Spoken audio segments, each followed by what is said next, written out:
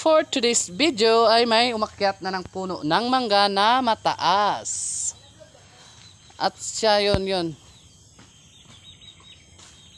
Ang galing niyang umakyat, no?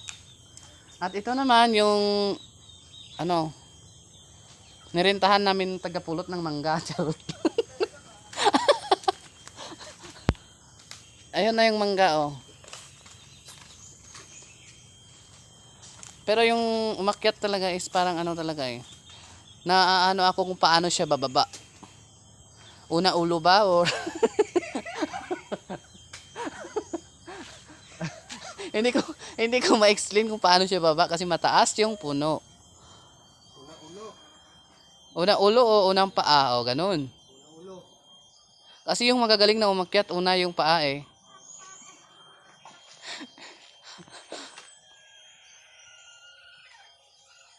Ayun na, ayaw nang bumaba. Iniintay ko pa naman. Nahiya siguro ba?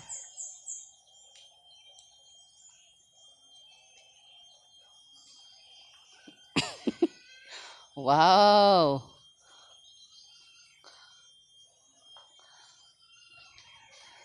Ganun lang pala yung technique. Kasi marunong ako umakyat dati pero ngayon hindi na kasi parang ang pakiramdam ko ang bigat ng katawan ko. Pero yung bunga ng mangga, nandito pa. Nakababa na lang yung nag-akyat, hindi pa napulot yung mangga.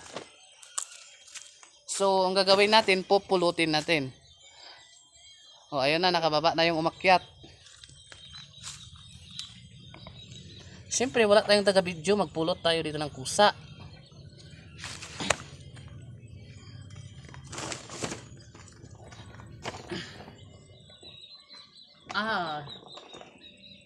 Sa lakas ng yugyog ng sanga, nahulog pati hilaw.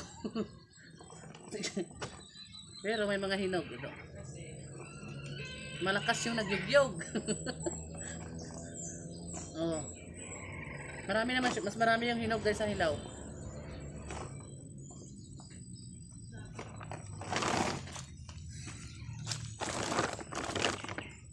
Ito hilaw siya.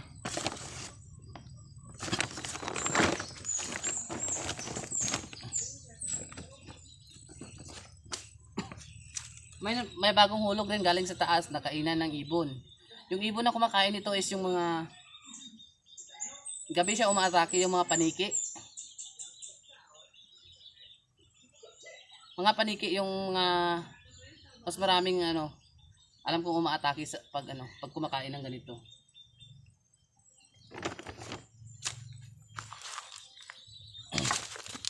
Ito rin, hinog, bagong hulog.